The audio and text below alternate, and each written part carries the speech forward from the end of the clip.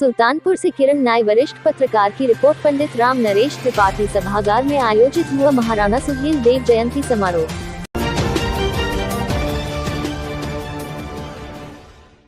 Sultanpur police कप्तान doctor Arvind Chaturvedi द्वारा पंडित राम नरेश त्रिपाठी सभागार में आयोजित महाराजा सुहेल देव जयंती समारोह में भारतीय स्वाभिमान, संस्कृति और शाश्वत सनातन मूल्यों की रक्षा के लिए आजीवन संघर्ष करने वाले महान शासक, राष्ट्र रक्षक महाराजा सुहेल देव जी को उनकी जयंती पर कोटि कोटि श्रद्धांजलि दी। महोदय द्वारा लोगों को संबोधित करते हुए अवगत कराया गया कि आज बड़ा ही सौभाग्य है कि आज के ही दिन बसंत पंचमी का त्योहार भी है। मैं यहाँ पर उपस्थित समस्त महानुभावों व विद्यार्थियों को इस त्योहार की हार्दिक बधाई देता हूँ। माँ सरस्वती का आशीर्वाद हम सब पर बना रहे। इतिहास के पन्नों को खंगालने पर पता चलता है कि महाराजा सुहेल देव 11वीं सदी में श्रावस्ती के सम्राट थे, जिन्हें एक महान योद्धा के तौर पर देखा जाता है।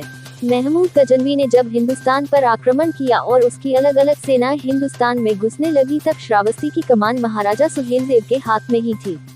महमूद गजनवी के भांजे सैयद सालार मसूद गाजी ने सिंधु नदी के पार तत्कालीन भारत के कई हिस्सों पर अपना कब्जा जमा लिया था, लेकिन जब वो बहराइच की तरफ आया तब उसका सामना महाराजा सुहेल देव से हुआ। बहराइच में हुई इस जंग में महाराजा सुहेल देव ने गजनवी के भतीजे को धूल चटा दी। महाराजा सुहेल देव की अगुवाई में उनकी सेना ने सैयद सालार मसूद गाजी का खात्मा किया और पूरी टोली को ही मिट्टी में मिला दिया। करीब 17वीं सदी में जब फारसी भाषा में मिरात-ए-मसूदी लिखी गई, तब इस वाक्य का विस्तार से जिक्र किया गया है। महाराजा सुहेल देव जी का पराक्रम और संघर्ष हमें राष्ट्र आराधना के लिए सदैव प्रेरित करता रहेगा। इस अवसर पर जिलाधिकारी महोदय जनपद सुल्तानपुर, मुख्य विकास अधिकारी जनपद सुल्तानपुर आदि अधिकारी कर्मचारीगण मौजूद रहे।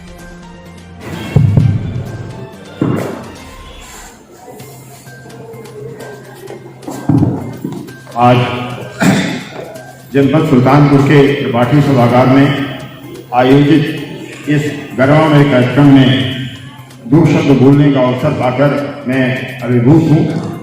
मंच पर लोकप्रिय जिलाधिकारी श्री हरीश गुप्ता, सीडीओ सुल्तानपुर श्री अतुल वत्स सहित जिला स्तरीय अधिकारी, सभागार में उपस्थित बड़ी संख्या में जनपद सुल्तानपुर के सुधीर श्रोतागण, और मैं देख पा रहा हूं कि बड़ी संख्या में विद्यार्थी भी यहाँ उपस्थित हैं।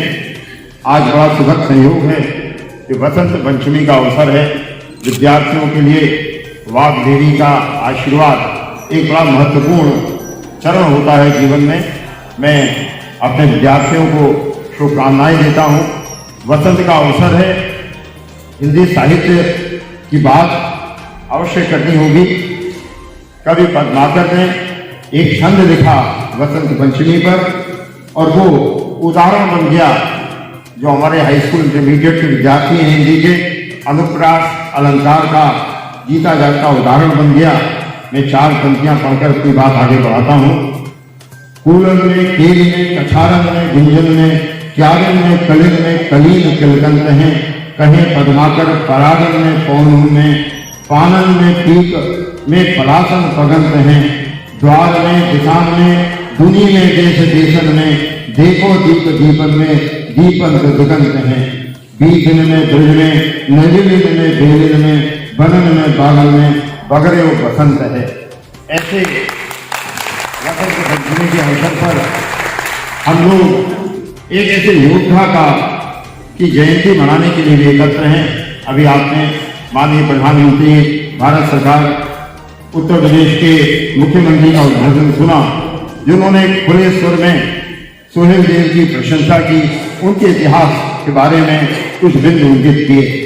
मैं उसी बात को आगे बढ़ाना चाहता हूँ। 11वीं शताब्दी भारतीय इतिहास में उथल पुथल की शताब्दी रही। अगर आप भारत का मानचित्र अपने सामने रखें तो गुजरात से लेकर आसाम तक 11वीं शताब्दी में विदेशी आक्रांताओं ने जो भारतीय परंपराएं थी, भारतीय समाज था, उसको उथल पुथल करने की कोशिश की।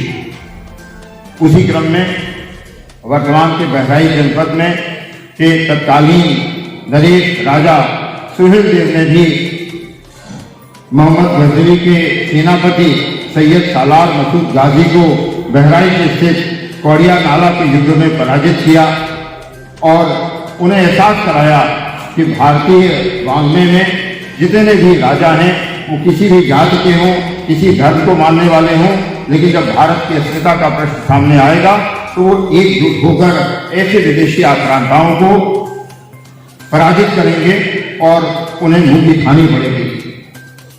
सुहेलदेव महाराज के सम्मान में 2018 में भारत के प्रधानमंत्री ने डाक टिकट जारी किया।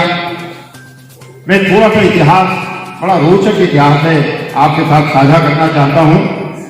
श्रावस्ती के राजा जिनकी जयंती मनाने के हम लोग आज यहाँ उपस्थित हैं, सुहेलदेव बड़े पराक्रमी थे।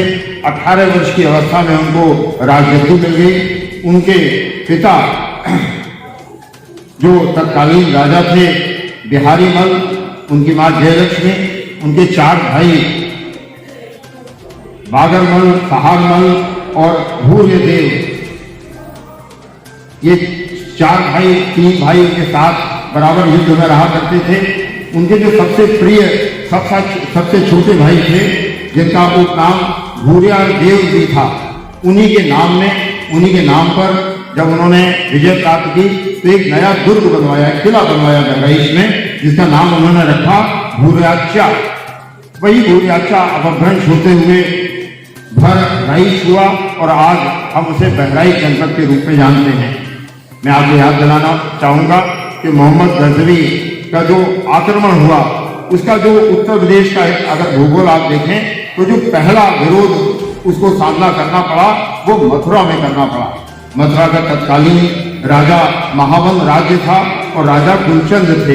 कुलचंद ने 10,000 घुड़सवारों की सेना के साथ उनका सामना किया।